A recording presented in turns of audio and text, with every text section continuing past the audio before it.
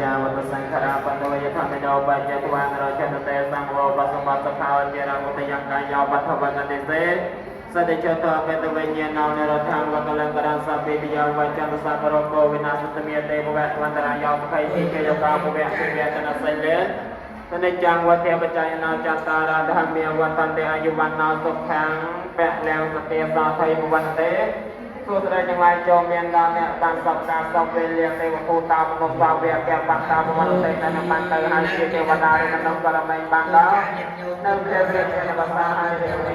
សប្បាយគួរមកពេលសាមនៅក្នុងទីអារាមគាត់លោកបស្រ័យកដើម្បីបានស្ទោលទៅកុសលជូនដល់ជីដូនជីតាកុមារញាតិកាទាំង7ស្ថានភាពវណ្ណៈការទាំងប្រាក់លោកធម្មគុណគុលបង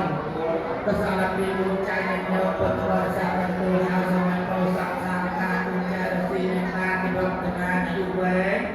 វិជ្ជាជនលោកបញ្ញាយុទ្ធវិស្មាគុជាទេវតាឲ្យគោជីស្រីសុស្រីជុំមានញាតិញោមពុទ្ធបរិស័ទអស់សូមជួបនឹងសុខចម្រើនអាយុវែងបានបុណ្យស្នា